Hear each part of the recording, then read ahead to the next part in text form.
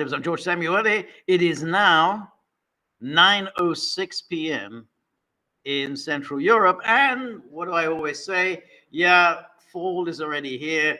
The fall allergy season is upon us.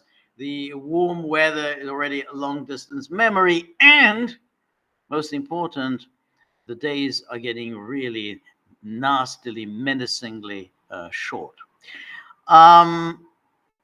However, to be optimistic, thank you for joining me for our live stream, Thursday, August the 22nd, 2024.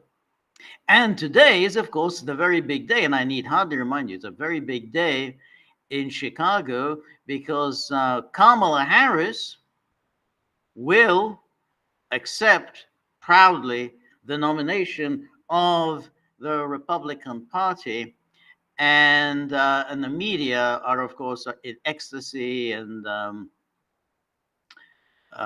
in meltdown, ready to write all of those glorious stories about how the Democratic Party is united as it's never been. It's as excited as it's never been. It's even in 2008.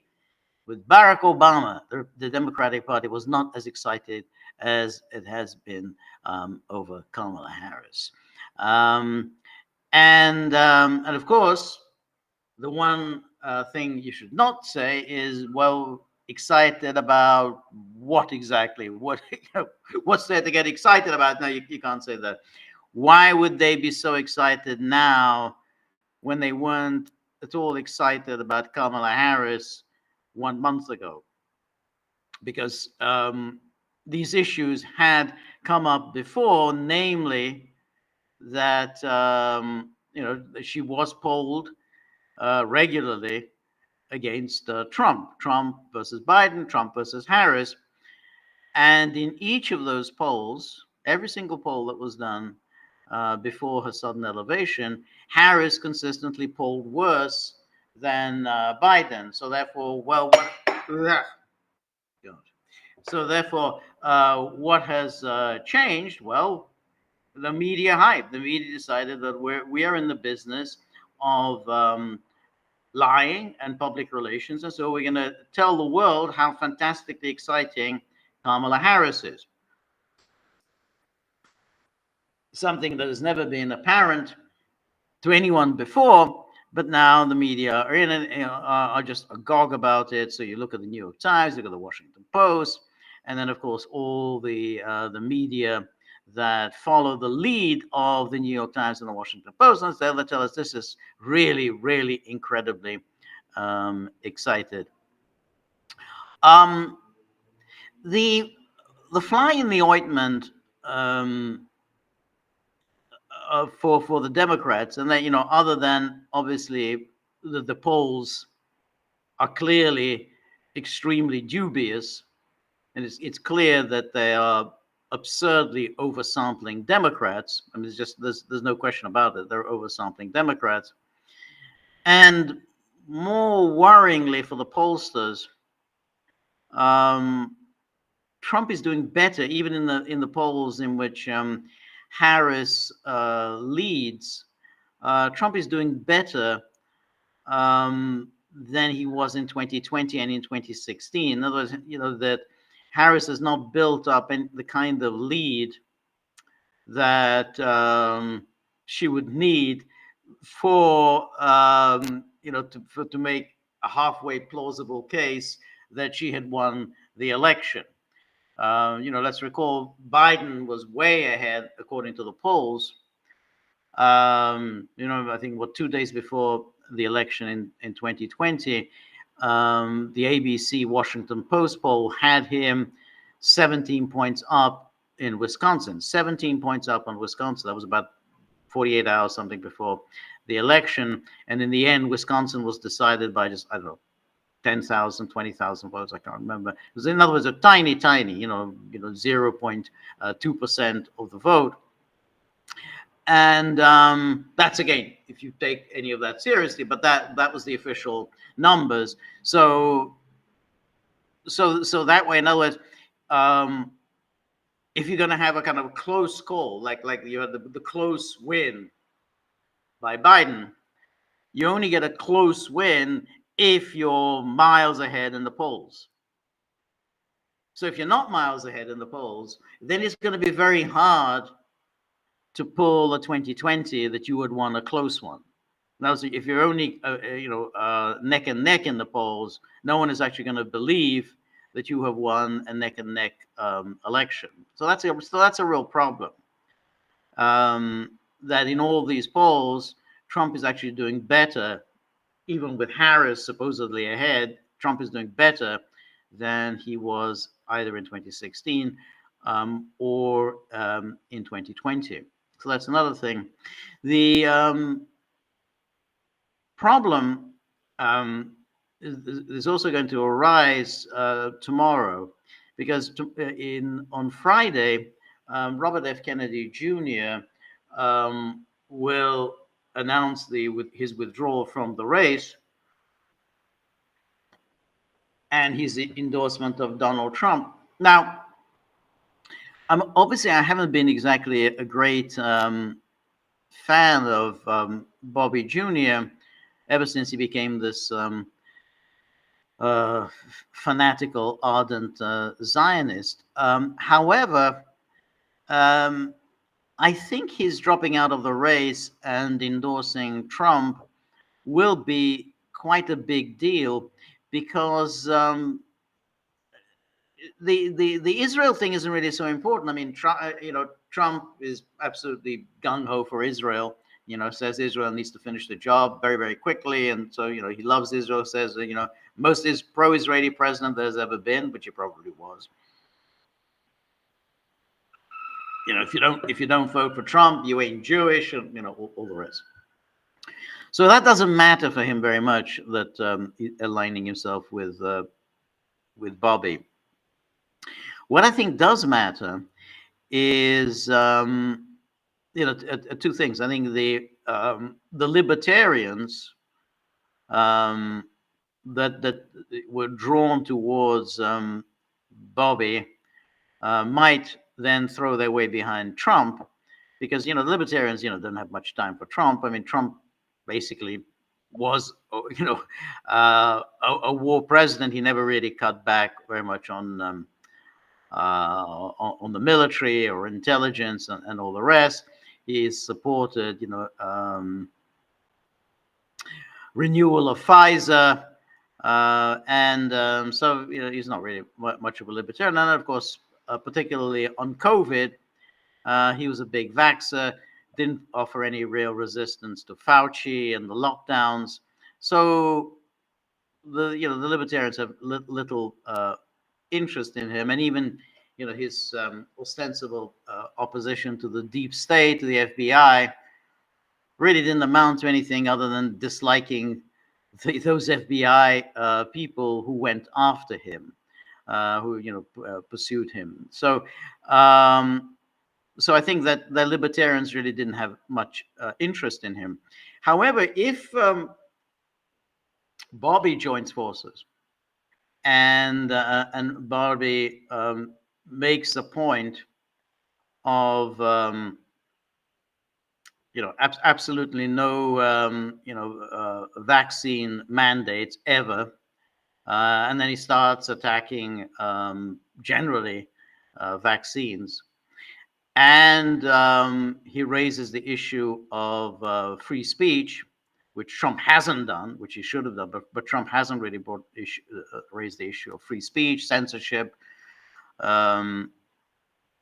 If he raises that, and he raises the democracy issue, that Bobby, was prevented from essentially running in this election because the Democratic Party just wasn't going to allow him any real opportunity to fight against Biden, and they weren't going to have any debates or anything.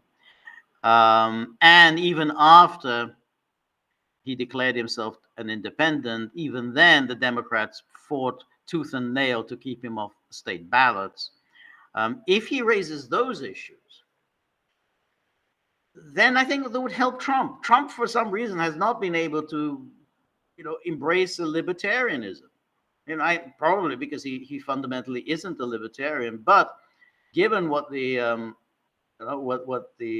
security state, the deep state, whatever, did to him, you'd have thought this would be an opportunity. He would raise this all these issues. I mean, and the free speech. I mean, God, he was the incumbent president of the United States, and he was thrown off Twitter. Can you imagine that the president of the United States deplatformed?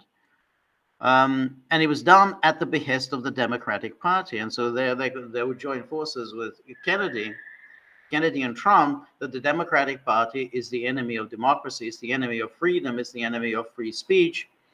And I think that's got to be an important issue. And then if they could align, because Trump just hasn't made that case. So I think Bobby could raise that issue. The other thing, of course, which is interesting, and I don't know to what extent Trump is going to go down that path, but Bobby, for understandable reasons, is quite preoccupied with the issue of assassinations, both in the case of his uncle, Jack, and his father, Bobby. He's convinced that there was a government conspiracy and cover-up to assassinate his father and uncle. Now, leave aside whether that's true. I would say, Bobby will go to Trump and say, I think that there was a governmental conspiracy to take you out. And I have to say, I mean, with everything that's come out, the extraordinary behavior of the Secret Service that day, the lack of any cooperation between the Secret Service and the local police, the point-blank repeated refusal of the Biden administration to provide security for Trump and security for Bobby, you'd have to say, well, this is a government that seems to want to see its opponents killed. I mean, we know it wanted to see Trump behind bars, and which it could still achieve, incidentally. Because if Trump does not win this election, he will be imprisoned. I mean, there's no question. I think he will go to prison if he doesn't win this election. So they tried to imprison him. They tried to throw him off the ballots. They've tried to bankrupt him, and then they tried to assassinate him. So in all of these issues, I think Bobby will be quite sympathetic. I think Bobby will also encourage Trump in his suspicions about the deep state. So you can imagine that, let's say, one of the things that Trump could promise Bobby would be that he would preside over a reinvestigation of the various assassinations up to and including the attempt on Trump's life. So there'll be a kind of a new commission on assassinations, and Bobby could look into what happened to his father and his uncle, and then there'll be obviously the question of the assassination of King, and then the attempt on Trump's life. I mean, I'm not saying that that's necessarily will happen, but that would be another basis for a common front between Trump and Bobby. It's only if they could really make the case against the Democratic Party that the Democratic Party is the enemy of liberty. It's the enemy of free speech. It's the enemy of democracy. It's really about a bunch of rich, privileged people who want to maintain power forever, and that whenever anyone threatens it, then they just simply stamp them out. And I think that would be a good, common theme among them. Now, I don't know whether this is going to work out, because Trump doesn't seem to be that good at working with people. I mean, he seems to get into fights with people. He seems to I don't know. He doesn't seem to be that good at allowing other people to to have their say and to present their own case and arguments. So it's still not clear to me why Trump launched into that whole attack on Project 2025. I mean, this Project 2025 by the Heritage Foundation was drafted by people who had worked for Trump. I mean, there were people who had been loyal to Trump. These weren't people who had betrayed Trump. These were people who were loyal to Trump, who wanted to chart a course for Trump so that he's not going to be railroaded into policies in the way he was during his first term. That was the whole point of Project 2025. And he could have easily said that Project 2025 doesn't speak for me. I have my own agenda. My policies are my own. I'm going to set the policy. It's not going to be Project 2025. But instead, he went into this whole fight against it, attacking it. And I don't understand what the reason for that was. Why attack people who are your allies? I mean, it's not even, I can at least understand why he doesn't like Brian Kemp. Trump gets criticized for his attacks on Brian Kemp. And I can see that. I can see Brian Kemp did nothing to help him in 2020. They're very different kind of figures in the party. Brian Kemp obviously wants to return the party to the glory days of mainstream republicanism, and so I can see why he wouldn't he'd attack Kemp, but I don't understand why attack Project 2025. That just seems counterproductive. That's why I have a feeling that if he says, okay, Bobby, you do your thing, you deliver speeches, about vaccines and free speech and the corporate influence in American politics. You could just sense that within a few weeks you'll be hearing about how Trump is really pissed off with Bobby, and he wants Bobby gone. And so I just don't. I mean, it should be, I think, a profitable partnership, but I'm not sure it will be. I just don't think Trump is that good at sharing responsibility. Now, the other thing that I wanted to mention was the last night at the DNC, which was quite grotesque. I mean, this really has been a quite horrific convention. But I do think that the most bizarre aspect of it was the appearance of Oprah Winfrey,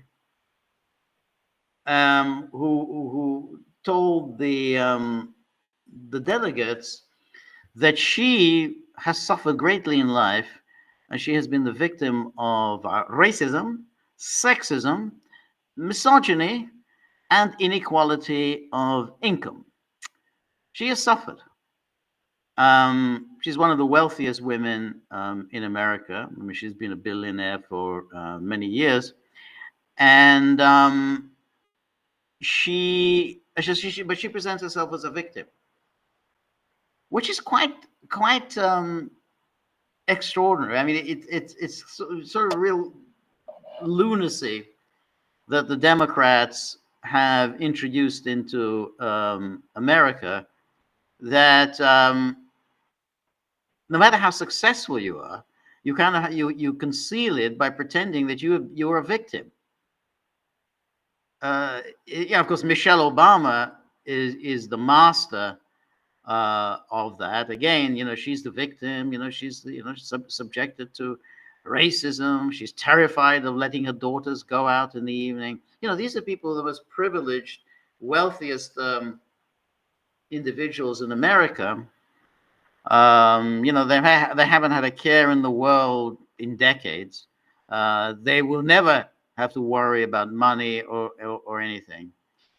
And yet they denounce the America that was so generous to them as incorrigibly racist, sexist, misogynist.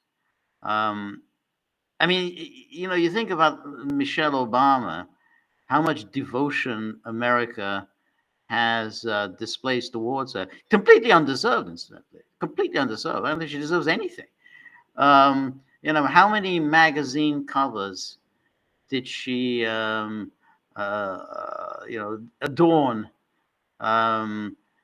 I mean, she really hasn't done any work. I don't know, since whenever, very early 20s.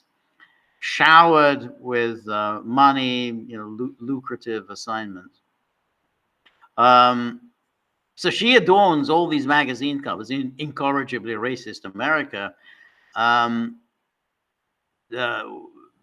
Whereas Melania Trump, who had been a supermodel before she married Trump, she had been a supermodel, one of the top models in the world. She didn't grace a single magazine cover, not one. Not one, not any of the beauty magazines, not any of the housekeeping magazines. Not one of them has ever had her. Any feature stories. And again, I'm so much the victim. So it was really quite nauseating, because it's this that people who enjoy really the best life imaginable denounce the the country that had made it possible. Now they was, I did it all by merit, I didn't need any damn stinking thing from anyone. No, you did.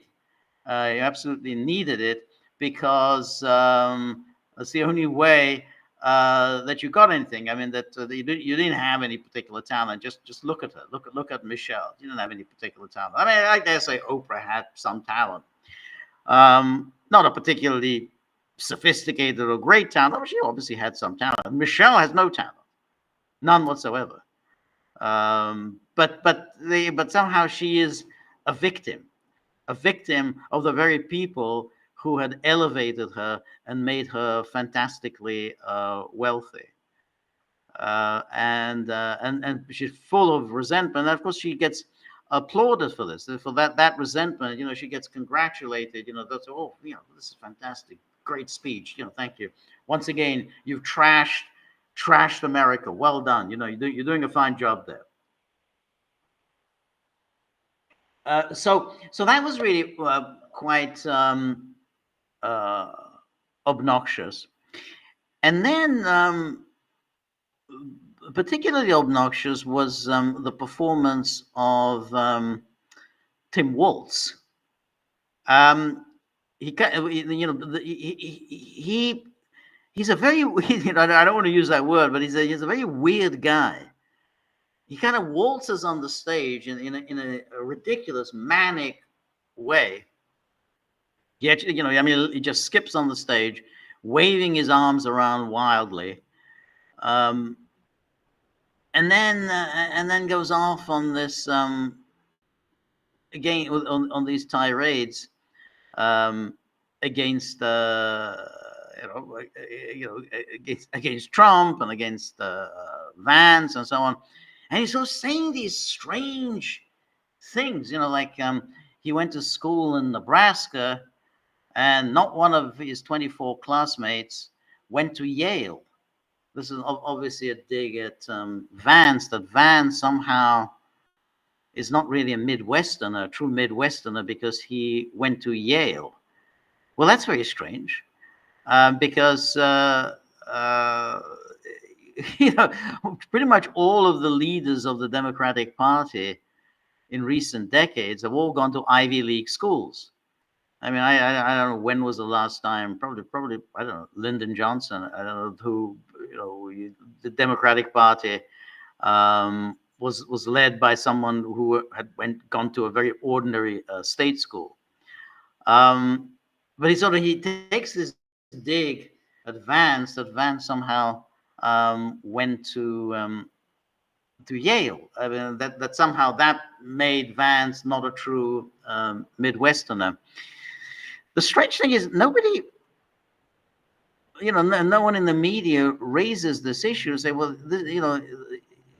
you may not like Vance's politics, but he did come from a very poor family, and he managed to raise himself and go to Yale. I mean, that's something you're supposed to admire. I mean, particularly given that the Democrats are trying to make this whole thing about America, it's this land of opportunity, anyone can be anything, we're all blah, blah. And so when they say, hey, well, this is an example of that. Here in America, anyone can start in the gutter and work himself up to an Ivy League school. Now, I don't care for any of this kind of talk. It's just pap. It means nothing, absolute drivel. But the Democrats are running with this. And they're making that into this issue that somehow this is, America, opportunity. The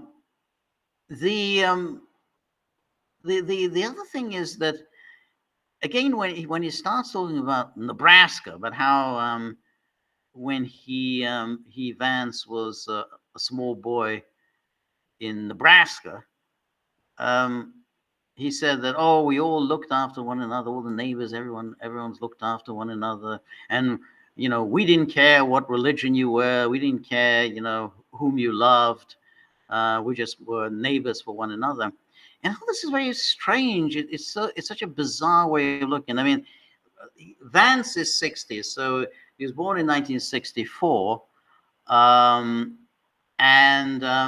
So he goes to school in the 1970s in Nebraska. Now, I don't know how many people in Nebraska had, all kinds of different faiths. Well, he's in the mosque, he's in the synagogue, and then, he's a Sikh and whatever. I mean, I don't know. I would imagine Nebraska in the 1970s was pretty homogeneous, white, Christian, and heterosexual. In the 1970s, yeah. But he also presented this, Nebraska in the 1970s was this, well, here's this nice gay couple on the road. Oh, and this is this very nice Punjabi couple, they're Sikhs, they wear turbans. Oh, and here is somebody else. Oh, no, he goes to a mosque every day. And of course, we've got a nice synagogue on the next block. And then this is this image of diversity, and so, oh, this is really fantastic. I don't think that's what Nebraska was like in the 1970s. But I find this whole picture absolutely disgusting. I mean, the idea that that's all you care about, that's all you can say, that somehow you want to make America into this supermarket. Well, in this aisle you have the cereals, and then you got in this aisles you've got your fruit juice, and it's like, there's something. Oh, well, I think I'll buy my raisin juice here, and then I'm going to go and buy my pickles here, and so on. That's all there is. It's just like a supermarket, and you pile up your cart, and then you go to the checkout counter. It's just quite a repulsive, disgusting picture of any country, let alone America. Just that's how you see a nation, and then you wrap it all up in this curdling idea. Oh, we all cared so much about our neighbors. This from someone who set up a snitch line, so that neighbors can inform on neighbors as to who was going out taking their dogs for an additional walk. Hey, I saw him earlier. He'd already taken the dog out for a walk earlier. This is the second time he's taking the dog out. I don't think that's in compliance with the COVID ordinance. This is an anonymous tip-off. This is the kind of thing that Walz encouraged. And then the other thing is that he, does this whole thing of, this Midwesterner and tells the government, none of your business. But of course, this none of your business, which he thinks is so clever, and it just sort of makes me, I'm just a regular down-home boy Midwesterner, that's, none of your business to the government.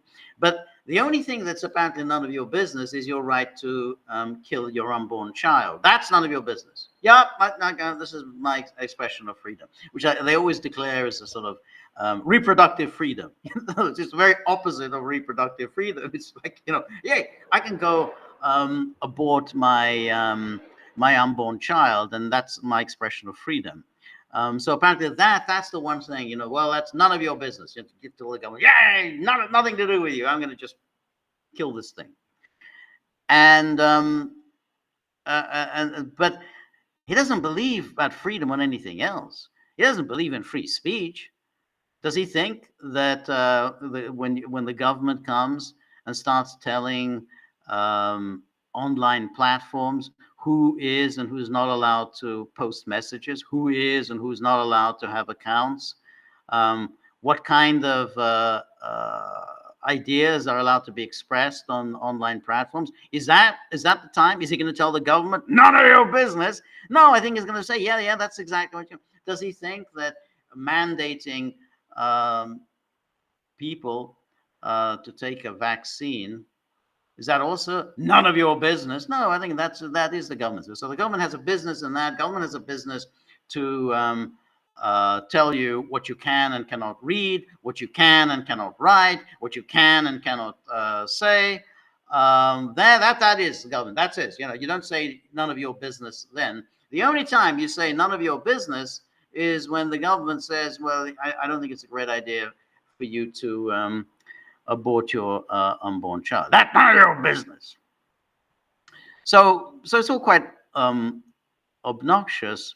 But then there's the other thing, and which is what I talked about in the podcast yesterday, is this lie that he's put out about the in vitro fertilization. I mean, it's odd for me to talk about that because it's not really my interest, and it's never a subject that interested me very much. And it's obviously something that's very personal, and nobody really wants to talk about personal things. But he brought it up. It's his topic. No one asked him to bring it up. No one asked him to make this into a campaign issue. And that's what he has done, because he is somehow suggesting that Republicans were against in vitro fertilization and were thus against him practicing, or conceiving children through in vitro fertilization, and therefore were attacking him and his family and his wife. And he took it really personally. And again, he did the whole Midwestern thing. I take it personally. You're attacking my family. Now, this is all utterly dishonest. And because, as you know, what happened was that the Alabama Supreme Court, I think in January, ruled that the embryos that are produced as a result of in vitro fertilization are unborn children, and therefore under Alabama's laws outlawing abortion, they cannot be destroyed and they cannot be experimented on. That was a ruling of the Alabama Supreme Court. It had nothing to do with Trump. It had nothing to do with Vance. And Trump came out immediately against that. He criticized that Alabama Supreme Court ruling, and and then the Alabama legislature kind of overturned the Supreme Court ruling, and said that the in vitro fertilization clinics were, could not be prosecuted and could not be subjected to lawsuits. So they could just do whatever they could destroy embryos, and they were safe from any legal action. So basically there were no Republicans who were attacking in vitro fertilization. It's just it's a fantasy. Walz made this stuff up.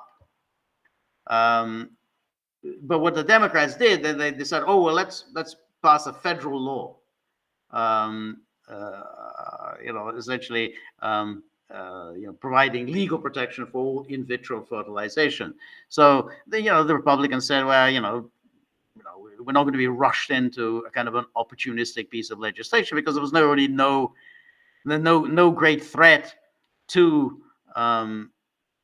IVF procedures. But what's important, as I should have mentioned, is that he, Walz, had lied. He had lied by saying that he conceived his 2 children through in vitro fertilization. It just simply wasn't true. He had that intrauterine insemination procedure, which is something that's very, very different. It's not at all an intrusive mechanism. There are no embryos produced. It's just, there's some basic kind of stimulation to produce eggs and so on. And we don't need to get too graphic in it, but basically there are no embryos produced. So the whole issue of the destruction of embryos, to the extent that it even came up, doesn't come up through the procedure that he took. So he said, oh well, I take it very personally, but that's a lie, because he never used the IVF procedure. So it's total an utter lie. Now he then, but again, no one ever wanted to begrudge him his family and his happiness and so on, but he made this into it. He said that somehow you are attacking me, you're attacking my family, somehow you're against me having children.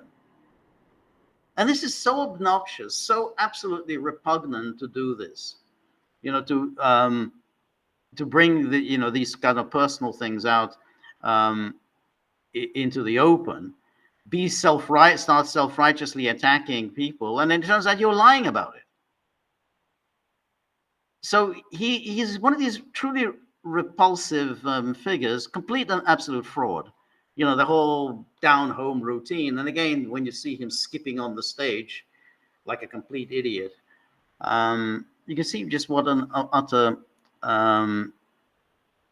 just an utter waste of space he is. The question then is, and I'm not yet entirely convinced of what the answer is, which is that will all these disclosures about him hurt the Harris Walz ticket? I tend to think that they will.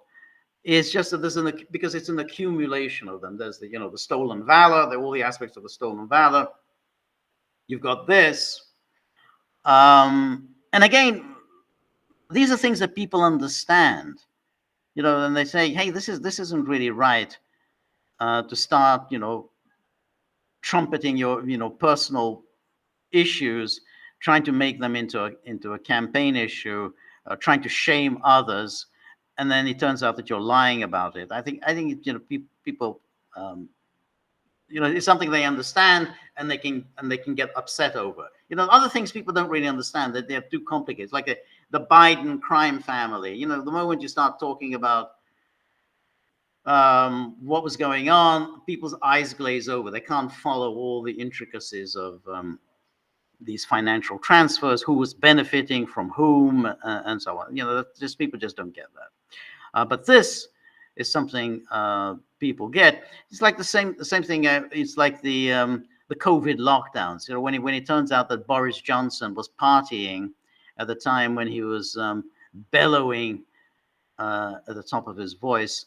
that everybody else has to be locked down. Really stupid thing, anyway. But while he and his friends were partying, that's something people understood, and that really spelled the end for Johnson. So I think, again, people understand. And I also think that with Walz, given how much he has lied, I am sure that there are going to be more lies uncovered. I mean, it's just, there has to be more lies under it. I mean, we already know that he lied about the DUI. He's lied about being a football coach. So that there's going to be more lies that are going to come out.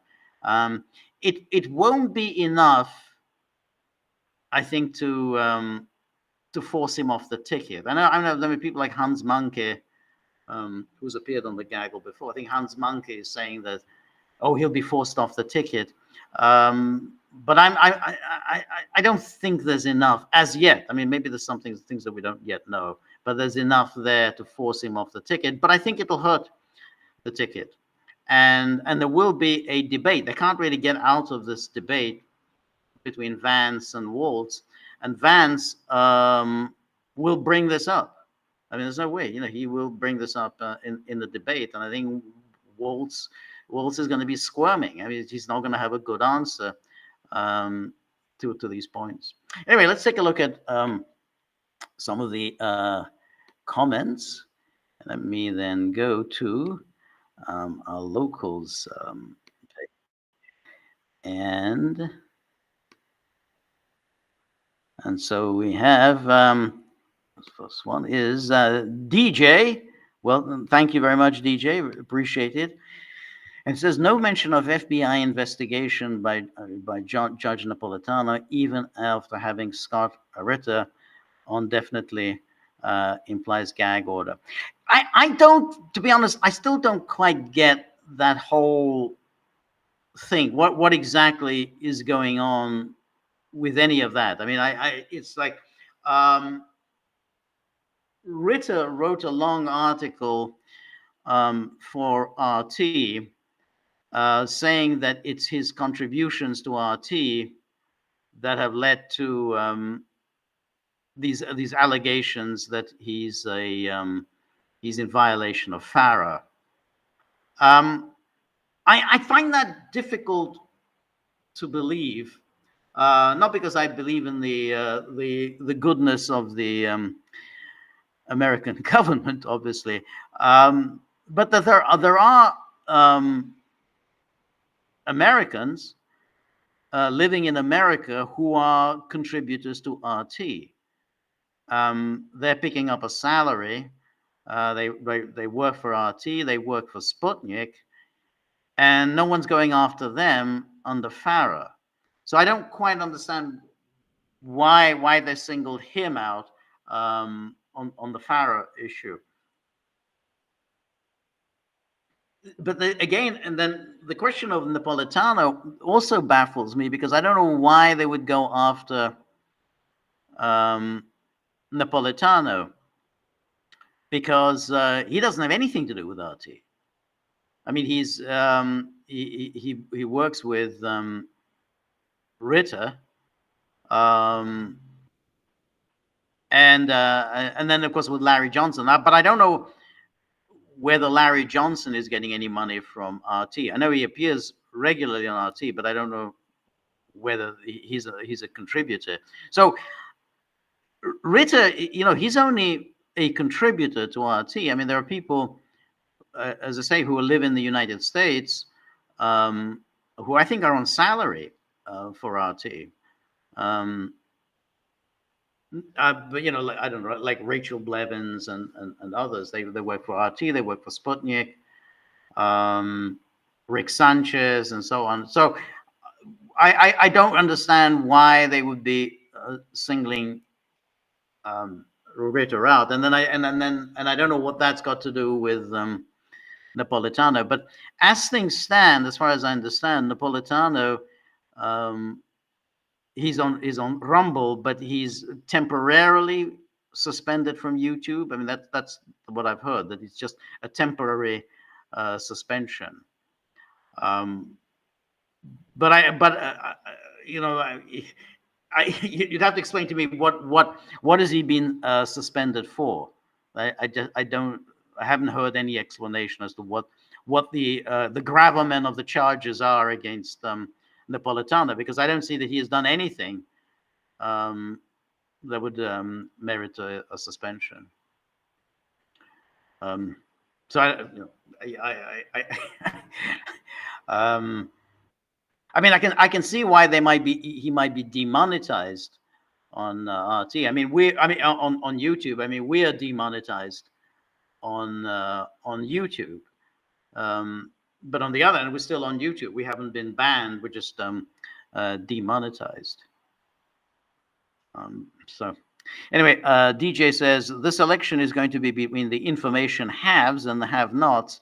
Unfortunately, majority rules. Yeah, I kind of agree with you. I mean, ultimately, ignorance and stupidity are very powerful forces in political life today, and I think that they often do prevail. I mean, if you look back on the UK election, which is almost like the paradigm of the modern election, in that you have this awful, horrible, poisonous, disgusting human being called Keir Starmer, and everybody knows who Keir Starmer is.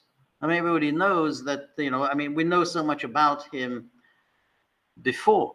I mean, we know basically how he treated Jeremy Corbyn. I mean, that he basically betrayed Jeremy Corbyn when he was number 2 to him, and who then threw Corbyn out of the Labour Party on really trumped up charges and so on. And there he is. You know, he wins this election, and he is prime minister, and lo and behold, he's doing exactly what we would have expected him to do, which is he would crack down on free speech. Of course, he was always going to do that. That's who he is. That's what he's about. And so you can't really turn around and say, well, that was surprising. I wasn't expecting that. He fooled us. No, I mean, he made clear that this is what he's going to do. And he did it. And, you know, keep in mind with these elections is that there's nothing much you can do about it now, because, you know, he has a huge parliamentary majority. So he can push almost anything through without any real resistance. There's nothing there's no way you can challenge him for at least 4 years until the next general election. And even then, it's not at all easy to push out an incumbent government. So the British are now stuck with Starmer for quite a number of years. It's not going to be, you know, it's going to, Starmerism will rule Britain for a long time. And then you think, well, there were still other choices. Again, you know, Nigel Farage, you know, he's nobody's cup of tea exactly. Certainly, he's not my cup of tea exactly. But he's still better than Starmer. The Tories, I grant you, the Tories are not better than Starmer. But you know, there's the Heritage Party, David Curtin's Heritage Party. They're better than Starmer. There were parties that were better than him, and the people didn't vote for them. So when you say the election is going to be between the information haves and the have-nots, in other words, voting for somebody who at least has some common sense, who believes in, you know, freedom or truth or justice, and somebody who hates those concepts, you know, they had a choice. That when you made the choice, now you're going to have to live with it. You know, you're going to get, the people have spoken, and now they must be punished, and the British people are going to be absolutely punished for it. So, and my dad was a toolmaker. And anyway, Steve K9 says RFK Jr. will help Trump if there are any remnants of the old Democratic Party who wanted to vote for him and would normally vote for Harris if RFK Jr. simply dropped out. If he makes an argument for Trump, could sway the Democratic votes. Yeah, I agree with that. I think if there's a sort of an old Democratic Party, that's not mired in identity politics, not and not mired in the sort of corporatist, liberal, neoliberal agenda of how to run people's lives, and particularly that whole climate change and so on. So Bobby, he can say that his kind of environmentalism, because he is an environmentalist, his kind of environmentalism is genuinely a concern for the environment. Really does believe in clean air, clean water, protecting farmland, and so on, as opposed to the corporatist environmentalism, which is climate change, which is really all about transferring funds to giant corporations and making people's lives thoroughly miserable, because they're not going to be allowed to do any of the things that people would like to do, like travel, eat meat, and generally enjoy a good life. So he can articulate that, which Trump, I think, doesn't do so. And again, the libertarian argument against vaccines, I think, is I think a powerful argument. Again, and attack regulations. All the regulations on food and everything that government imposes for the benefit of the corporations. That only the corporation should be able to control what we eat, not farmers. And again, free speech. The sort of the no more deplatforming, no more collusion between the internet giants and government. So there's a lot of issues that he can raise, which Trump, and the Trumpians would be sympathetic with. I think that could work and would help Trump. But as I said earlier, my concern is that I think Trump will get fed up with him, and that by late September, early October, there's just going to be a parting of the ways. Trump will just simply say, no, Bobby doesn't speak for me. That's his thing. I don't care for any of that. I mean, we had the other day Trump talking about how he wants legal immigration. Oh, I really love legal immigration. I love it. We need immigrants. We need legal immigrants. We need lots and lots and lots and lots of immigrants. Our economy can't survive without immigrants. What the hell is he doing? Then we're just saying, oh, I'm just against illegal immigrants. I mean, this is nuts. This is absolutely nuts. I mean, if you're supposed to be protecting American workers, what the hell are you doing talking about that you want to see legal immigration into the country? So, I think that's the problem. So I think potentially, Bobby could help him. It's just a question of whether Trump will be able to work with him. Carlos says, did you ever watch La Grande Vadrouille with Terry Thomas, Claudia Brooke? Now, is that the film that's known as The Giant Cockerel? La Grande Vadrouille, because if it's the giant cockerel, which is also known as Carlton Brown of the FO, I have seen that. So I can't say that it was exactly one of my favorite films. It was just a little bit labored. The humor was a little labored. The idea was good, but it was just a little heavy-handed, a little bit obvious. As was, I think, some of the, like The Mouse That Roared, which is not a bad film, but was a little bit labored. I mean, the humor was it lacked the crispness and the bitterness and the sarcasm of Dr. Strangelove. So I mean, if that's the film you're thinking of, The Giant Cockerel, then it's okay. It's just not really one of my favorite films.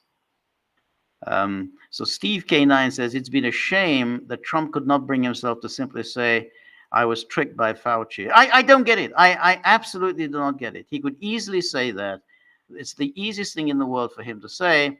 Um, we didn't know this whole thing was new. We were all overwhelmed by fear. Fear, incidentally, that was fueled by the Chinese. You remember when the Chinese were releasing those videos of people dropping dead on the street from COVID? So the Chinese were the ones who fueled this global panic about COVID.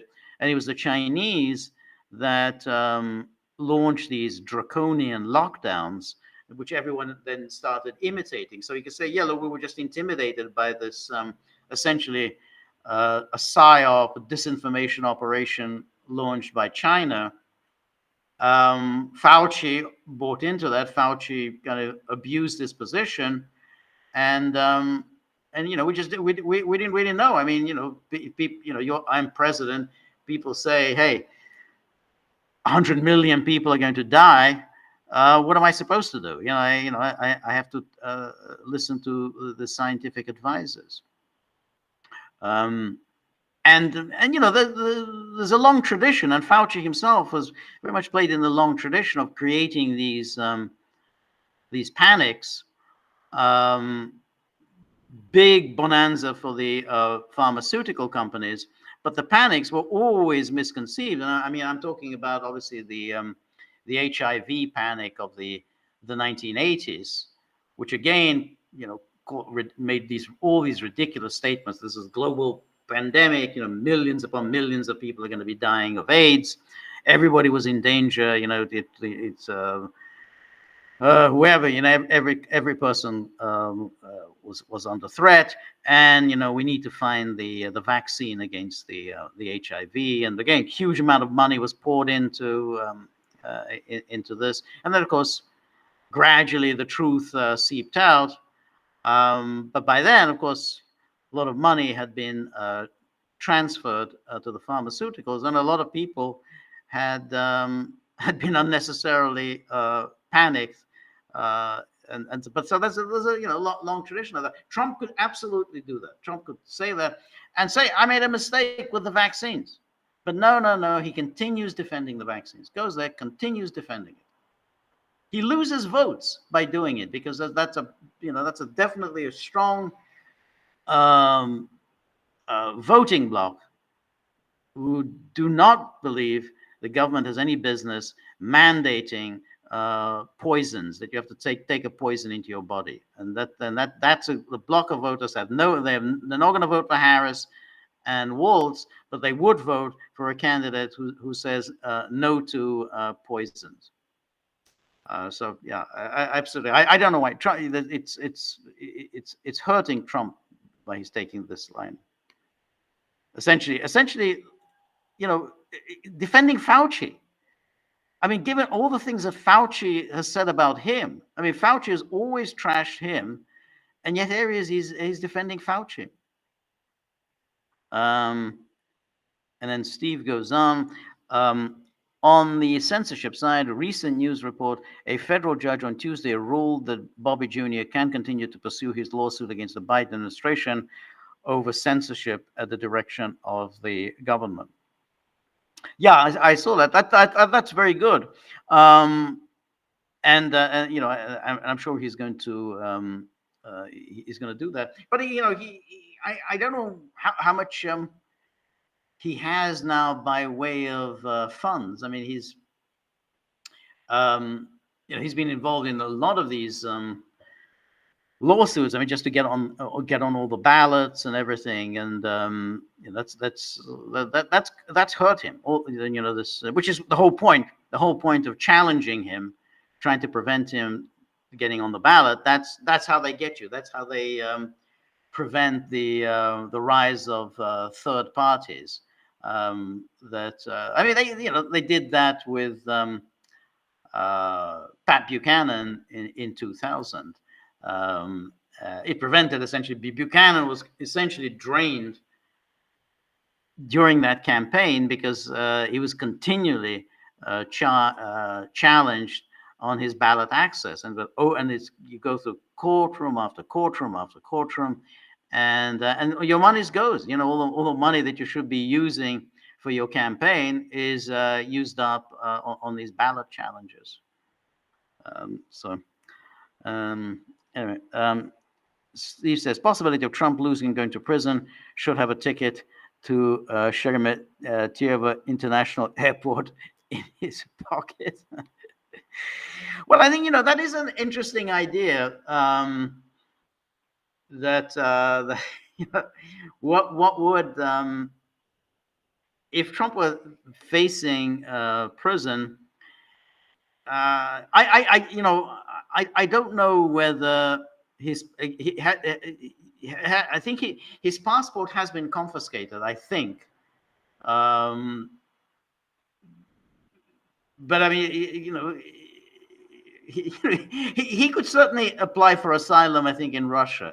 I mean, look, if he's suddenly facing prison in the United States, and therefore, you know, if he's facing prison, that means, you know, it's with a view to having him die in prison. I mean, there's no question that's the goal: have him die in prison, whether on account of old age. I mean, he's in his late 70s, or through, you know, a killing. You know, this is. I mean, we've seen how many times has Derek Chauvin already been attacked in prison, but he'll probably get killed in prison. So again.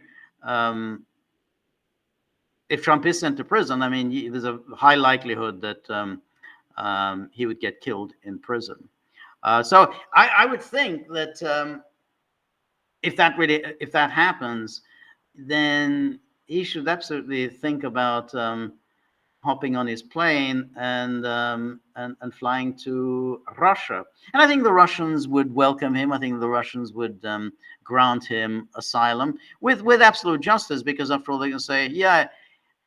This is political persecution, so he'll get, you know, I think he'll be perfectly entitled to political asylum. I hope he's thinking about that, you know, thinking about making a break for Russia, because, as I say, if he does lose, I've no doubt at all that they're going to send him to prison.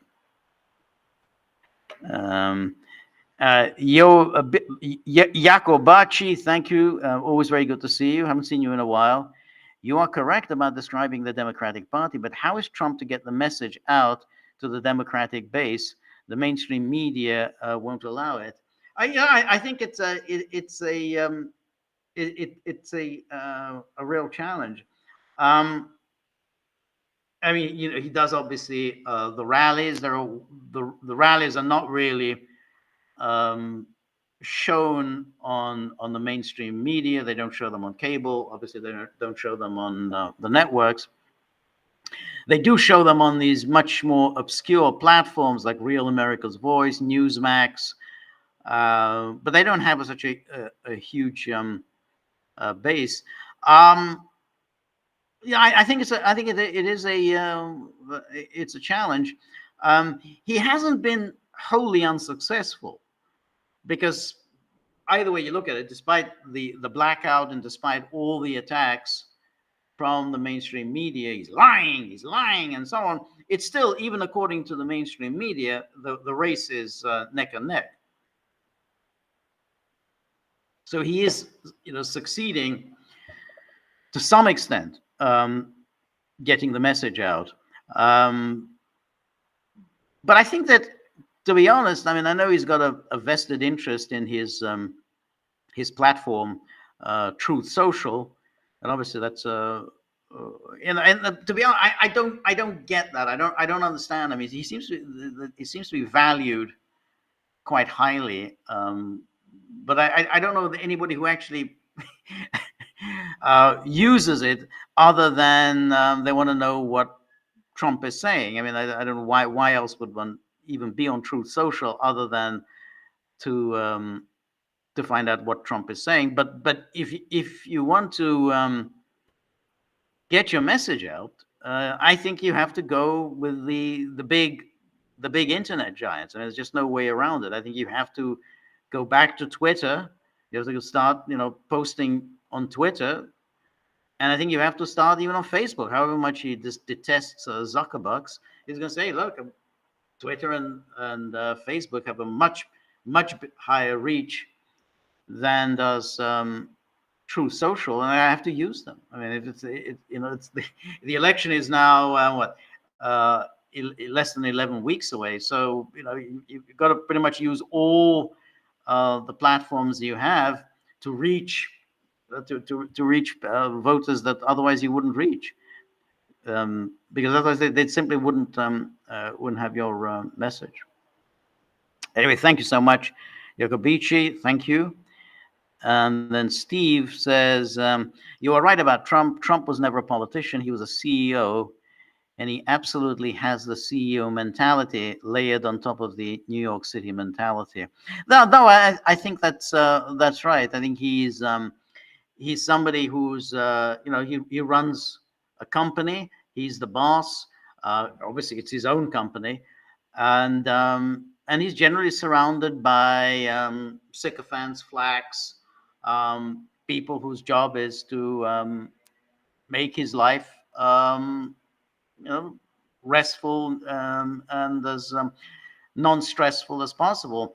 I think, when you have somebody like Bobby Jr., he's not going to just play along with Trump. I mean, he has an independent mind. He's been around for many years. I mean, he's been a political activist for many years, long before Trump became an activist. He's not going to just simply do whatever the Trump campaign wants him to do. It's not going to happen. And I can just see that within a few weeks, the Trump campaign will want him to do one thing. He says, "I'm not going to do that. I'm going to do this. I'm going to attack the vaccines." And they say, "No, if you attack the vaccines, then people are going to associate Trump with the vaccines, and that's going to hurt us." He says, "Well, I don't care. I mean, that's my raison d'être. I mean, this is what I've been doing and what I've been writing about for years about the vaccine. So I'm just going to do it." And I think that would just be a parting of the ways between them. I hope it doesn't happen like that, but I don't know. I just have the feeling that, I mean, if Trump can't get on with that Heritage Foundation's Project 2025, I mean, I don't know what he can get on with. I mean, these are his own people. These are people who had been loyal to him. They write this manifesto for a Trump second term. And the manifesto is, you've got to deal with the deep state. You've got to dismantle the administrative state. That's all they were doing. And yet Trump, he didn't just distance himself from them, he attacked them. So some of that stuff is crazy. That's nothing to do with me. It's just crazy stuff. I don't know. I don't know what he was hoping to achieve by that. You don't attack your supporters. You don't. I mean, you need all of your supporters. You need all of them working for you night and day. You just don't attack them. It just doesn't make any sense. Steve says, Michelle, the ultimate DEI. She really is. The inimitable Christopher Hitchens. I direct your attention to. This is going to be fun. I know this story. I direct your attention to Mrs. Obama's 1985 thesis at Princeton University. Its title, rather limited in scope given the author and the campus, is Princeton Educated Blacks and the Black Community. To describe it as hard to read would be a mistake. The thesis cannot be read at all in the strict sense of the word. That's because it wasn't written in any known language. I think that's brilliantly put. Yeah, it's not written in any known language, and that's absolutely true. I think a lot of stuff is written like that. It is just literally gobbledygook. I mean, it just doesn't mean anything at all. And again, it's just not written. It's not like it's not written in English. And I think Hitchens is right to say it's not written in English and not in any language. It's not it's not like, well, it's written in American English or it's written in a German translated into English. I mean, it's just not in any known language. But again, she advances, because there are people who are very, very eager to push people like the Obamas. What was it? Michelle said something about Trump. Trump has difficulty with us because we are highly educated and successful and black. And so obviously he has difficulty coping with us. And the presidency is one of those jobs, is a black job, which I think is amazingly offensive thing to say. It's like a black job. But she just says these ridiculous things and no one ever questions like that. She says, the White House was built by slaves. It's just absolute nonsense. Like the White House was built by slaves. But she's been quite skilled at peddling this whole black resentment, making a lot of money on this, obviously. And it's what's interesting is that people then say, oh, she's so attractive and she's so appealing and she's so great. Oh, she would have been the dream ticket. According to whom? How would she have been a kind of a dream candidate? She's obnoxious. As you say, she's DEI. She's completely lacking any real talent. Sullen, resentful. Hates the very people who have elevated her to the top. How is she in any way somebody who's the dream ticket? At least even Kamala kind of occasionally laughs. It's a horrible, unattractive laughter, but at least she laughs. Michelle is just absolutely sullen and unpleasant and always kind of pissed off. And again, like Hillary, she really doesn't have any talent. Hillary kind of, was elevated to the top. And people will still say, oh, well, she was all successful, did this. She was the only reason we know about Hillary is who her husband was. She didn't get that, when she was in Arkansas and she worked at the Rose Law Firm. And the Rose Law Firm is a big legal firm in the United States. She worked at the Rose Law Firm because her husband was the governor. Well, if your husband is the governor, obviously you're going to get a nice job in a law firm, because law firm is, chances are this law firm will have all sorts of business where they're representing the government or clashing with the government. There's every incentive to hire the wife of the governor. But for years, I guess younger gagglers will not remember this. For years, we were told how extraordinarily talented Hillary Clinton was. She was at the Rose Law Firm. If you're at the Rose Law Firm, you really need to be at the top of your game. No, you just have to be married to the governor.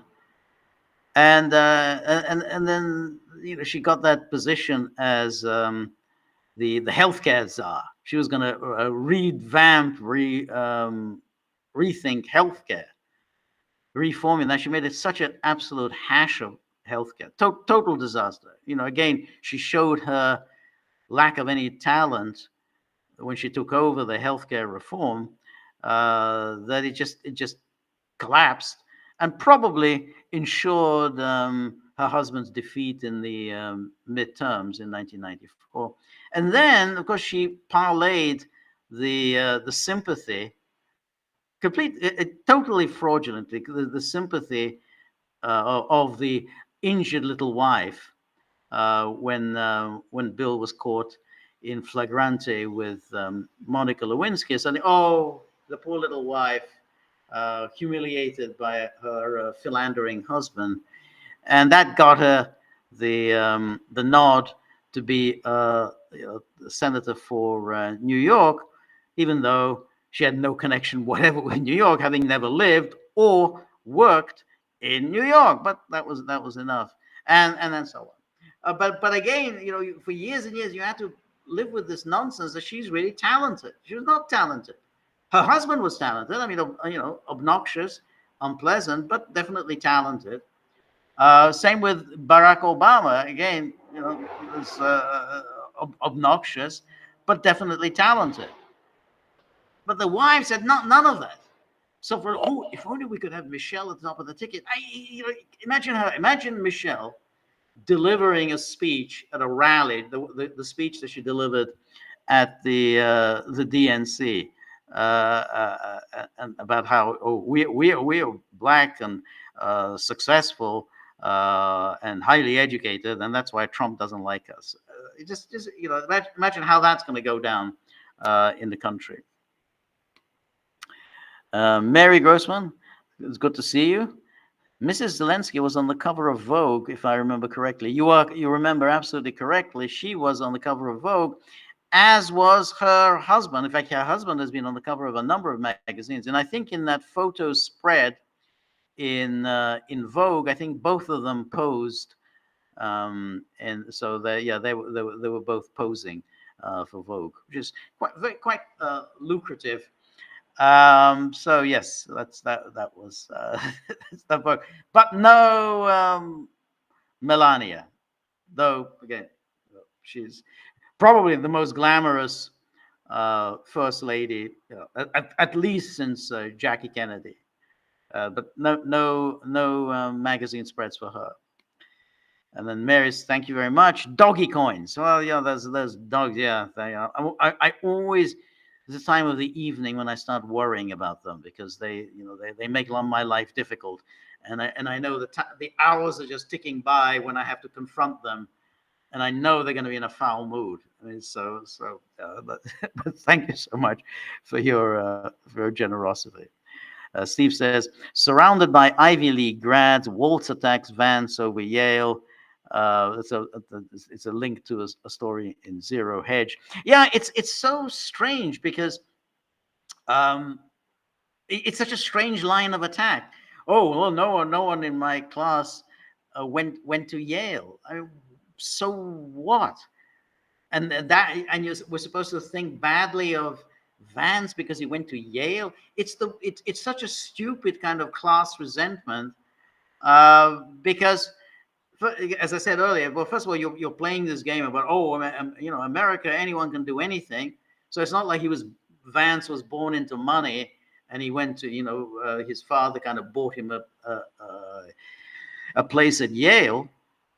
He had to do his exams and so on. I mean, he had to pass his LSATs, and so it was hard work to get into Yale. So to play this class resentment, and particularly, as you say, that just about everybody who has been anybody within the Democratic Party in recent decades has gone to an Ivy League school. It's either Harvard, Obama. Obama was Harvard and Columbia, or Yale as the Clintons, and of course you had others like God, I forgot the name of the guy in New Jersey, real dimwit. I forgot his name. Also Yale. So they're all going to Harvard and Yale. So it's so dumb to try to play this game of resenting someone because he went to an Ivy League school when your party is totally dominated by Ivy League graduates. Cynthia, always very good to see you. Nice to see you again. Thank you. And Cynthia, thank you very much for your generosity, Cynthia. Cynthia says, good evening, George. Perhaps I'm veering off the topic some, but can you tell me if you'll be able to screen Blow Up this coming Monday night? Yes, we will be screaming Blow Up on this coming Monday night. Or do you think you'll run into technical difficulties like you did before, forcing you to screen some other film instead? No, we will not be running into any technical issues. We will screen Blow Up.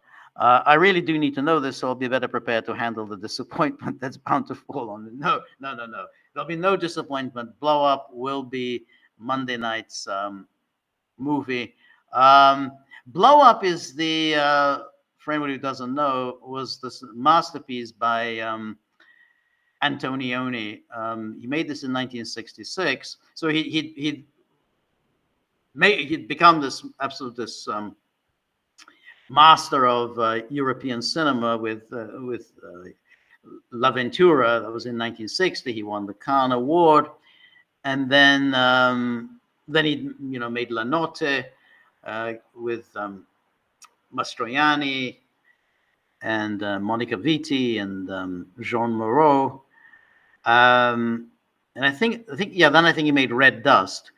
So he made these three big films, and he was then hailed as this the leading practitioner of Italian filmmaking, and he had a very different style from Fellini.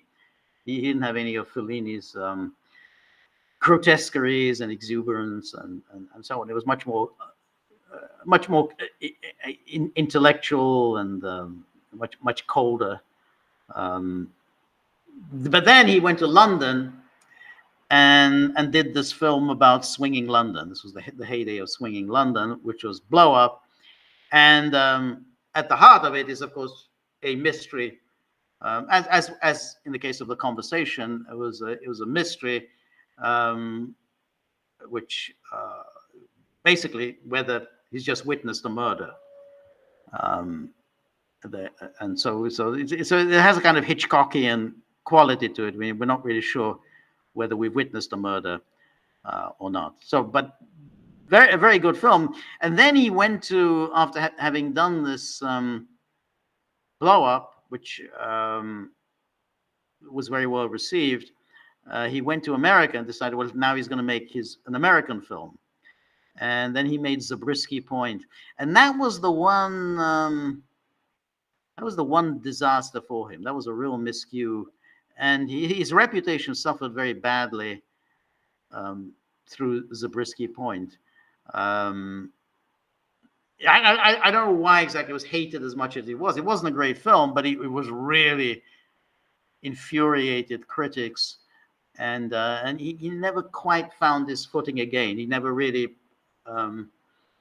was hailed as the sort of the leading master of European cinema after Zabriskie Point. But Blow Up, I think, is an excellent film. So I would absolutely urge everyone to join us on Monday, and particularly for Cynthia's always illuminating insights and information. We're all going to learn a great deal about the making of the film and Antonioni, what made Antonioni. So all make this and so on. So absolutely, it's a great film.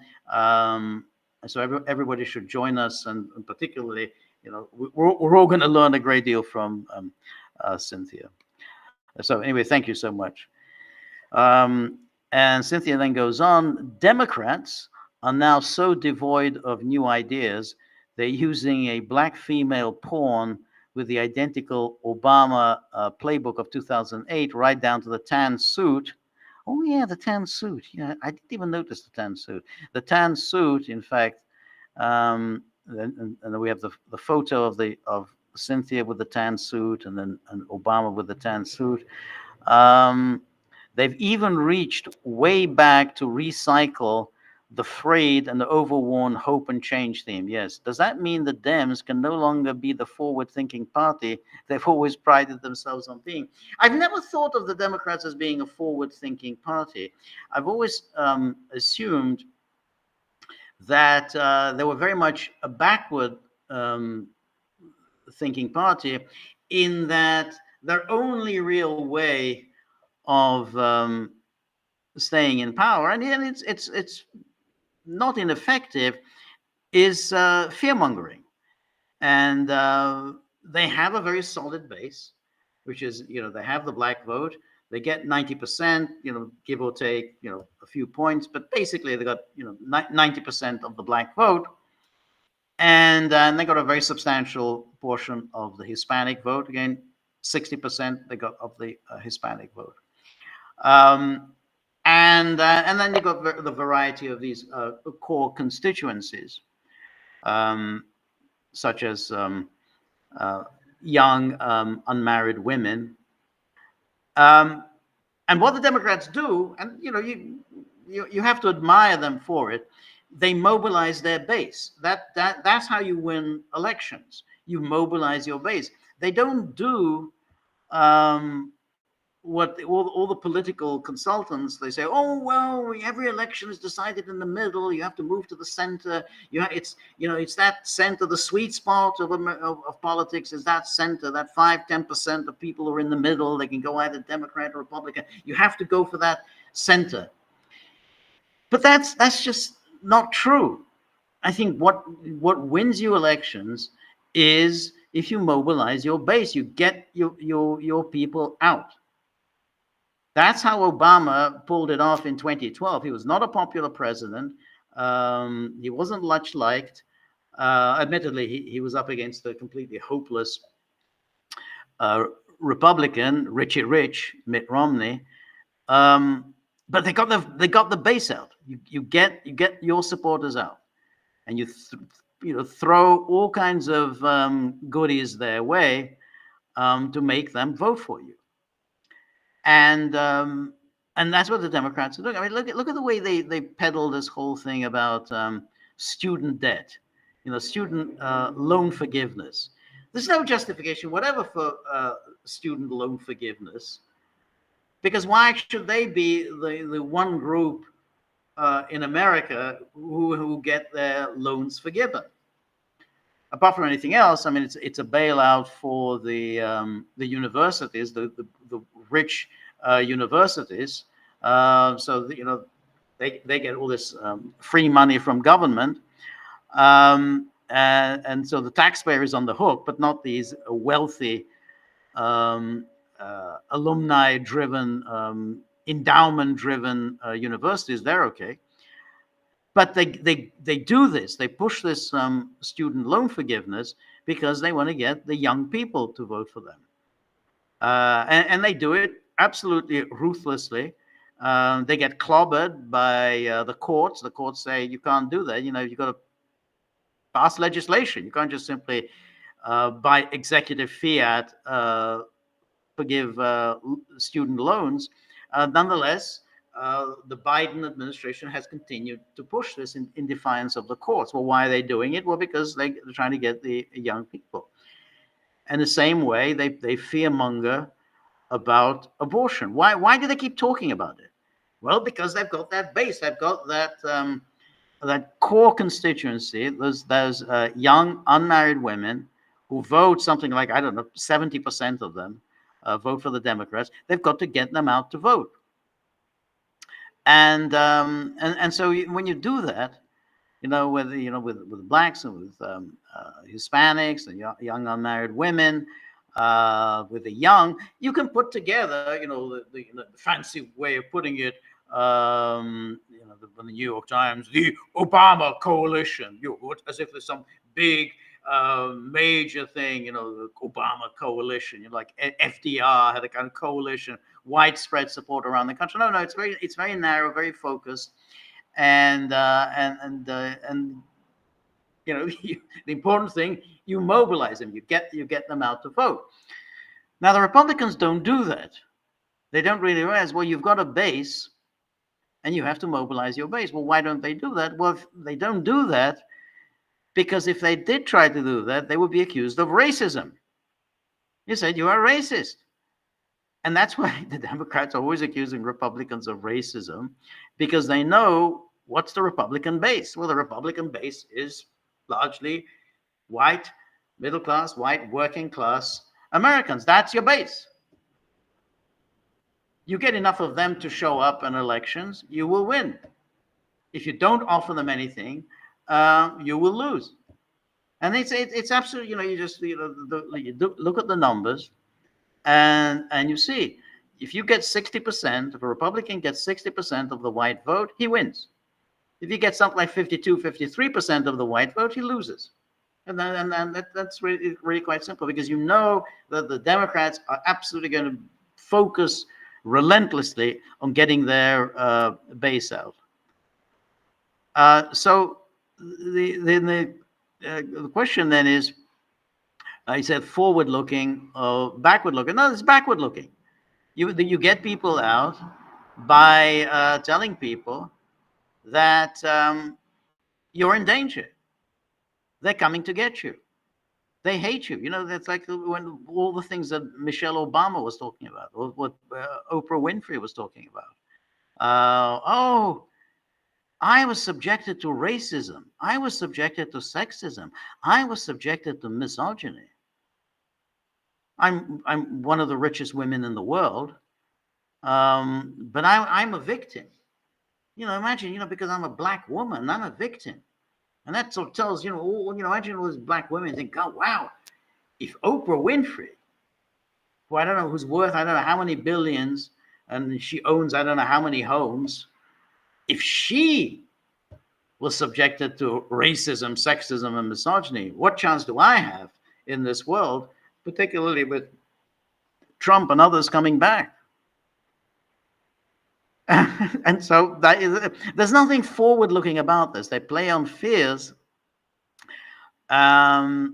They instigate fears, but of course, then they accuse the Republicans of doing that. It's always you always accuse others of doing what you're doing yourself. Oh, they play on fears. Oh, they play on fears of black. No one has ever, no Republican has ever played on the fear of blacks, but Democrats do indeed play on the fear of white racism, the KKK, and so on. And then, of course, the Republicans fall into the trap of trying to defend themselves and say, "Oh no, we're not really racist. No, we're not. No, we really aren't. Well, we're trying to do our outreach. We're trying to outreach. We're trying to get to minorities. We want minorities to vote for us. Very, very commendable, except that they're not going to do it. I mean, it's like every 4 years you do this. Every 4 years, you're going to fail. But that's, essentially you're kind of wasting your time. You're wasting your resources. You're wasting scarce funds doing something that it just isn't going to work. Trump did this in 2020, fell flat on his face. But again, as I say, this is what the Democrats are very good at doing, and you have to admire them. I mean, that's how you win elections. You don't do it chasing after voters who are never going to vote for you. That's what Republicans do. But anyway, thank you so much, Cynthia. Thank you for your generosity. Where are we? So Steve Kenneth says Minneapolis was like Nebraska. Walz helped to destroy that. Yes, he really did. Such an awful creature. Yeah, absolutely. And Steve goes on. How far have men sunk? You want to bring up the fact that you could not get your wife pregnant the old-fashioned way. Yeah, I agree. It's so disgusting. But again, look, these are personal matters. I mean, everyone, whatever. You wish people well. You want people to have families and so on. So there's nothing. There's no shame, whatever. In seeking help, fertility treatment, or whatever. There's no shame, whatever. Whether you have the IVF or you have the intrauterine insemination. There's no shame in any of that. But there is shame when you lie about it and you try to use it for political purposes. I think that is disgusting. I think that people look at that and say, "Well, this is really awful." It's just, and he has done this repeatedly. He didn't just mention it in passing once or twice. He has done this over and over and over again. And same with the stolen valor. It's not just, oh, he misspoke once. No, he's done it again and again and again. And that's really disgusting. And as I said, the key when you do these kinds of things is that people understand it. There are things that people don't understand, particularly when it gets to finance and is this against the law? Isn't it against the law? And I mean, who the hell knows? But this is something people understand, and I don't think people appreciate it when you use something that's obviously personal for political ends, and particularly as Vance had never said anything about IVF or that he objected to IVF or anything like that. Like no Republican had ever said that he objects to IVF treatment. Anyway, Mary says, I worked with a lady from Kearney, Nebraska, where the university is located. Nebraska is very big on football. Yes. Yeah. Yeah. No. That's right. I've never been to Nebraska. I mean, I guess it's it's kind of a beautiful state. The reason I always laugh a little bit when Nebraska is mentioned is that it always makes me think of Unforgiven, the great movie that we screened here at the Gaggle, when English Bob confronts Little Bill, played by Gene Hackman, and English Bob is kind of startled to see him and says, "Bill, I thought you were dead." And then Bill says, "No, only living in Nebraska." So that's why it was no, only living in Nebraska. Anyway,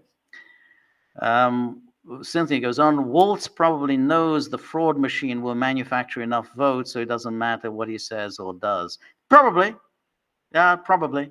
Yeah, I'm sure that's right.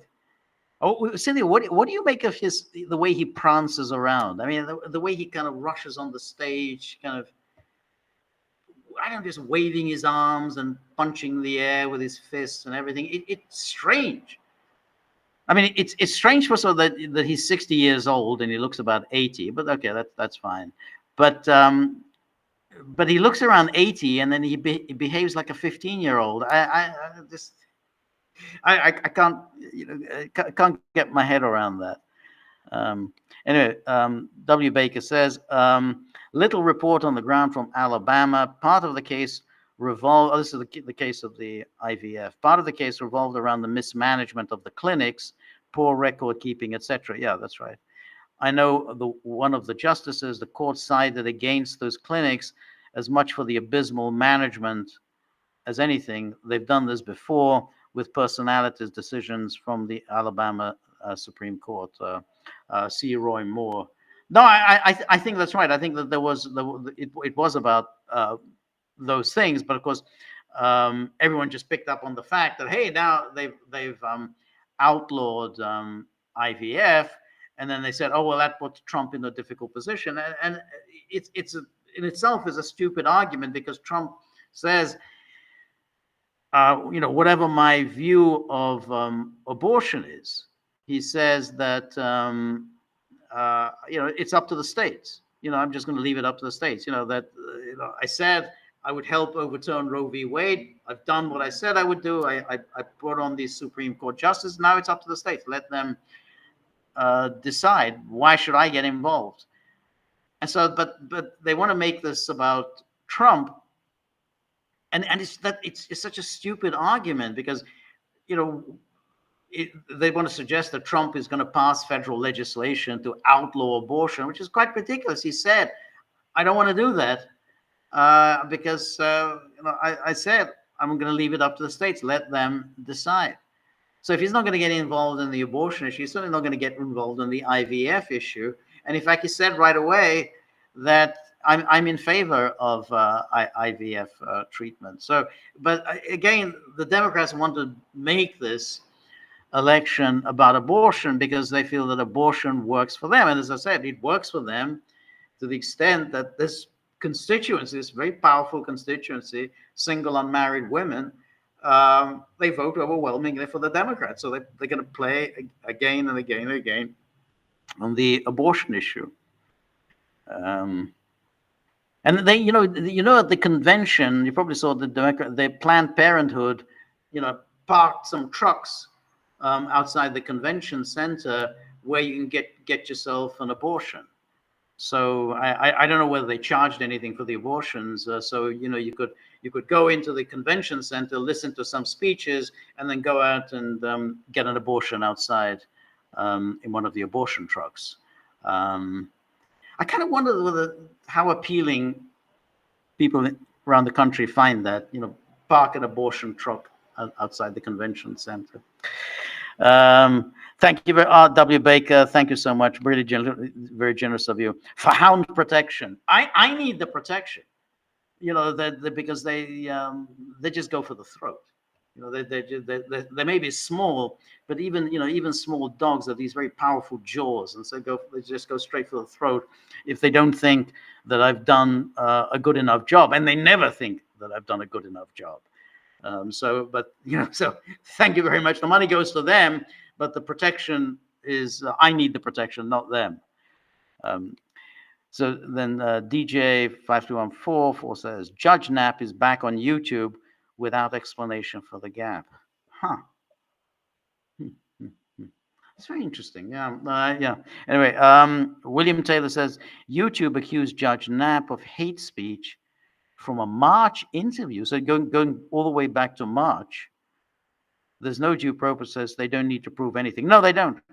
They can take you off at any moment, and they get to keep all of your content. So all of your intellectual products, they just get to keep all of it, and you never get to see any of them again. So that's a good thing that we, at least here, we have all our content on local. So even if YouTube one day shuts us down, we still get to keep the intellectual content.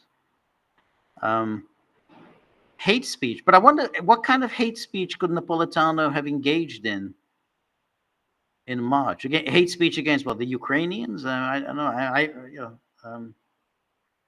But and again, why would they act against him in March? I mean, that's 5 months ago. Anyway, DJ says on that issue, but why didn't he say anything? In my opinion, only a court order could keep him silent. Well, I don't know. I mean, he might not say anything. I mean, he doesn't want to be kicked off YouTube altogether. So that might be an incentive for him not to say anything. I mean, YouTube is a big Rumble is a free speech platform, and it's great as a free speech platform, but it just doesn't have the reach of YouTube. So he may not want to lose his YouTube connection. Cynthia then says, I heard Judge Knapp was temporarily kicked off YouTube right after Pepe Escobar was on his show. So maybe Pepe said something that caused that to happen. It's funny you say that, Cynthia, because I also heard something like that, that it had something to do with Pepe Escobar. But what did Escobar say?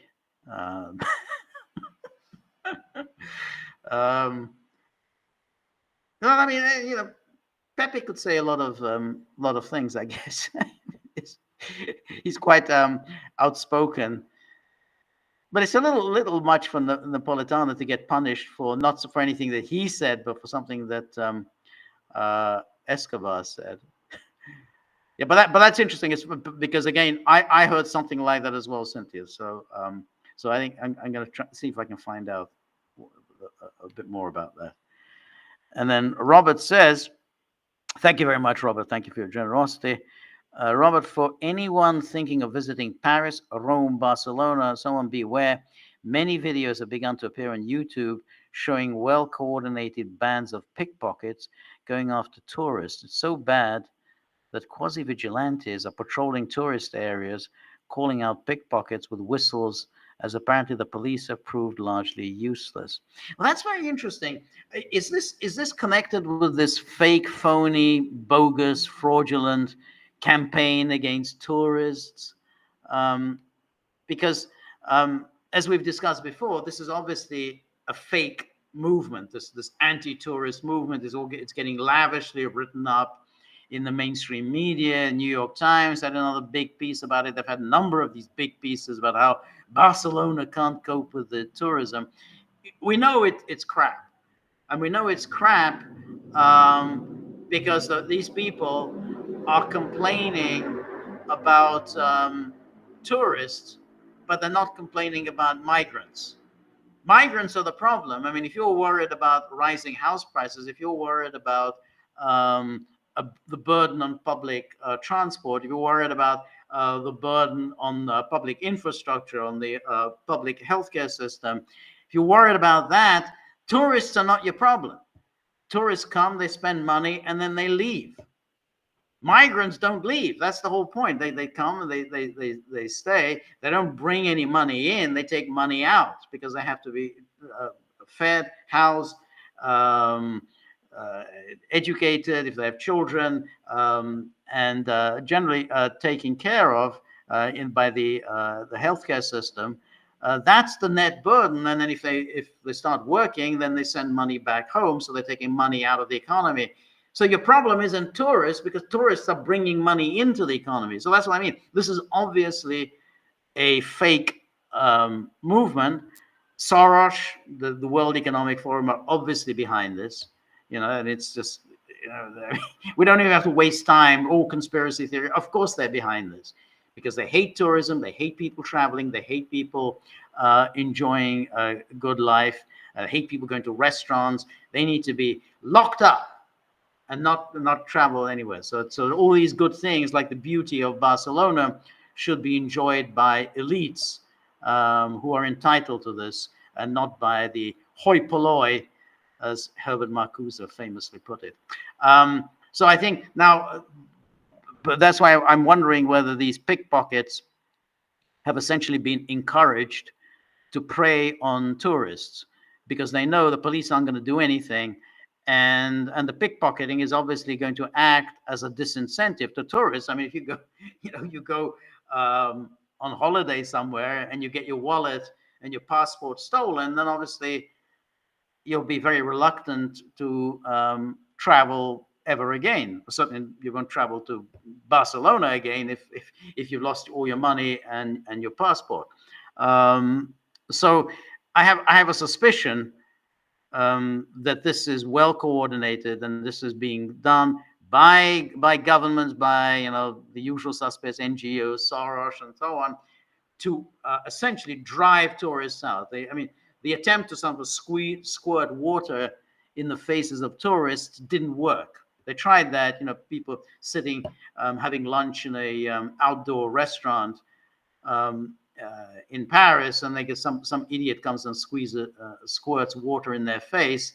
That didn't work to drive tourists out, but pickpocket would.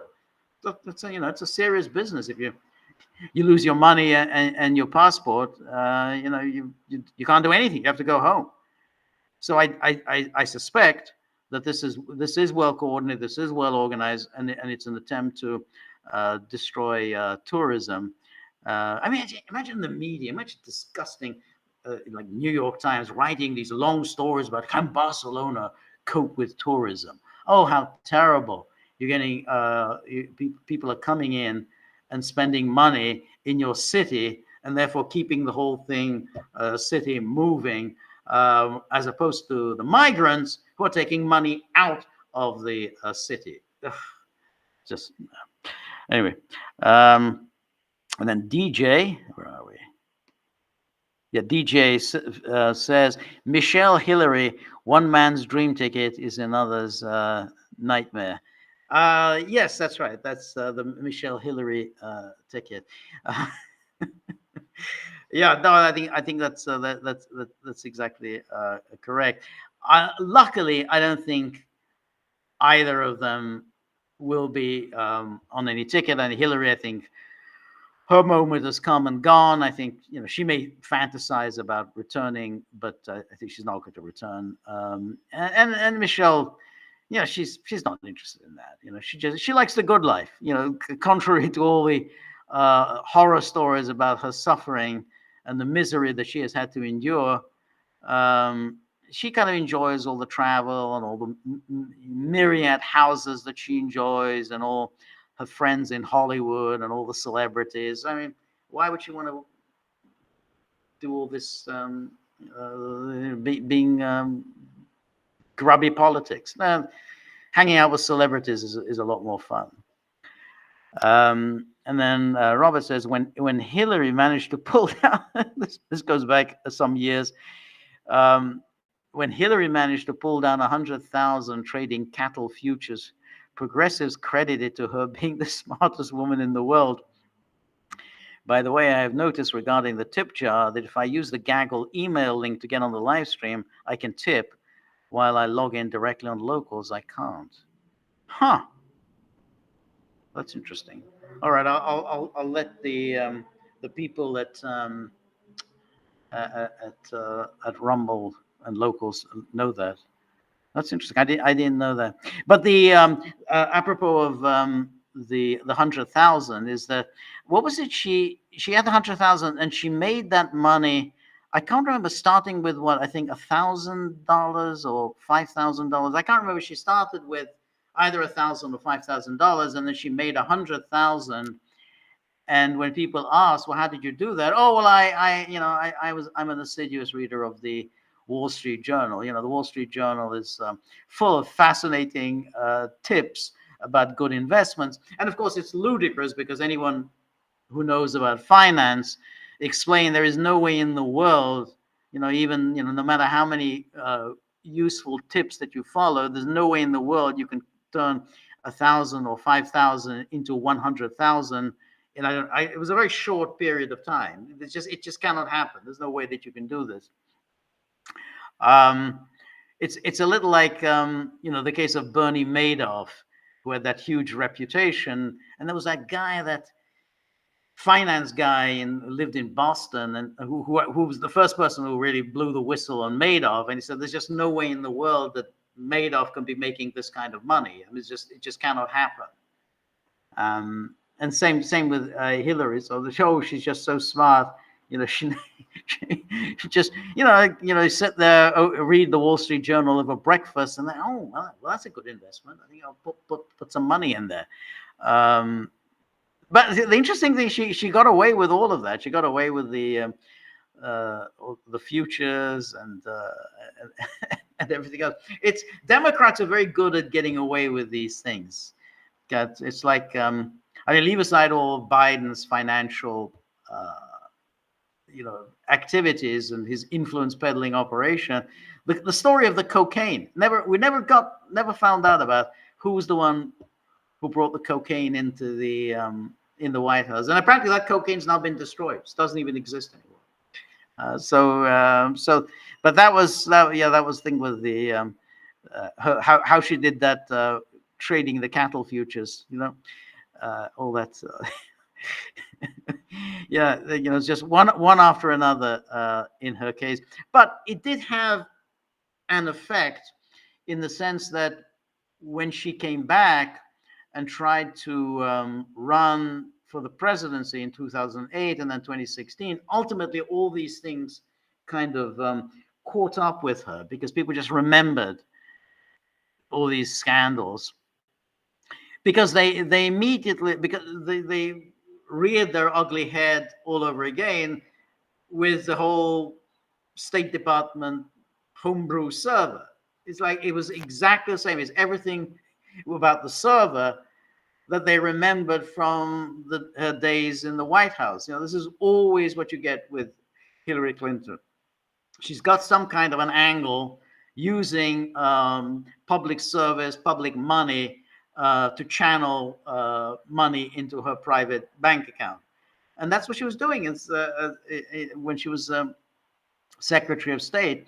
And particularly when Obama had actually asked her specifically that as a condition of my making you Secretary of State, please don't use the time and don't use State Department resources to enrich the Clinton Foundation. I was like, no, I'm not going to do that. Well, of course, that's the first thing she did, to use the resources of the State Department to enrich the Clinton Foundation. And of course, that's why she had the homebrew server, because she had to basically get rid of any incriminating material. And so all of that came out, and that really just sank her. And why she lost to Trump, and why she lost to a neophyte like Obama. No one knew who the hell Obama was in 2008. She lost to him, and then lost to a reality TV show host. So just no one could really go back again to the Clinton years. It was just so awful. But yeah, but thanks for reminding us about the 100,000 cattle trading and cattle futures. And then Robert says about, yeah, he's your guy from New Jersey. Let me see. Yes, this the Cory Booker. Yeah, it was the Yaley, while ipso fatso attended Delaware University, no doubt in more ways than one. Yeah, that's how it was Cory Booker. Yeah, but he's a really dopey guy. Well, he comes across as a very dopey guy, but a Yaley. And then Cynthia says maybe Walz is trying to show off his feminine side in order to attract more female votes. You think so? Yeah, maybe. I don't know. I don't know. It's kind of strange. I mean, when it was any man is sort of prancing around like that, it's kind of without the irony. I mean, when Trump does that dancing routine, it's just hilarious because he can't dance and he doesn't pretend to know how to dance. So when he kind of sways to the music, it's just actually quite funny to watch him. And now, if he tried to dance, then that would be quite disgusting, and people would be disgusted with it. It's like when what's her name, Theresa May, did that whole try to dance. I think it was in Africa. She tried to dance. It was just embarrassing, and everybody started giggling watching her because she didn't know how to dance. And then she did it again, trying to dance with to ABBA, and again grotesque. So if you're past a certain age, just don't do it. Just don't try dancing. It's not a good look. So that's why this when he prances around, it's not a good look. And then so W. Baker says about the cattle futures, he says Pelosi has outdone her by several orders of magnitude. Yeah, no, I think that's fair. That's right. I mean, she and her husband. Oh, he's a brilliant investor. He always gets written about. Oh, he's a great investor. He's like the Oracle of Nebraska. Like Warren Buffett. Fantastic investor. Yeah, he's a fantastic investor because he gets all these insider tips. Once he knows what legislation is coming up, what committee hearings are coming up, what Congress is looking at and will be looking at any time, you can make money. Definitely, you can make money. I don't know how they get away with it. I really, it's just because it's so obviously insider trading, which no one else is able to do, but congressmen are able to do it. And Cynthia says, I believe Harry Markopoulos is the Boston guy who blew the whistle on Madoff. Yeah, that's right. It was. But what was interesting is that he'd been doing it for years. He'd been writing about Madoff. And he was just saying there's no way in the world that he can be doing this. That you cannot make this kind of money. No one ever has. But no one really paid any attention to Markopoulos. He then wrote a book about it. And he had a brief flurry as a bit of a celebrity. I don't know where he is now. I imagine making money. He obviously knows something about that. So, anyway, I think my time is up. Thank you, everybody who has joined me. Thank you for all of your questions and your comments. And what is it? What somebody says here? So all of your questions and your comments and suggestions. So, as Cynthia mentioned, we're screening Blow Up, one of the great films of the 1960s, one of the great films of the European cinema, of modern European cinema, starring David Hemmings and Vanessa Redgrave, and of course directed by Antonioni. So that's on Monday, 3 p.m. Eastern Time, 9 p.m. my time. Please join us. please join Cynthia. We're all going to learn a great deal from the information that she'll provide generously and with great abundance. So thank you so much for that. Thank you for today. We're going to do a podcast with Peter tomorrow, and then we're going to do a live stream on Monday with Peter, and then we'll be back here on Tuesday, same time with live stream solo. In the meantime, I have to deal with those hounds, and they're getting increasingly irascible, irritated, and irate, and everything else. I'm kind of running out of alliterations now, but they're going to make my life very difficult tomorrow. But that's my burden. Anyway, thank you so much for tonight. Have a great night. Do not go to bed late on account of staying up for Kamala. If you want to watch Kamala, you're obviously free to do so, but don't in any way inconvenience yourself. So if you need your sleep, then don't lose it. So it's not really worth it, but we'll probably discuss Kamala tomorrow and over the weekend. So thank you. Good night. See you next week.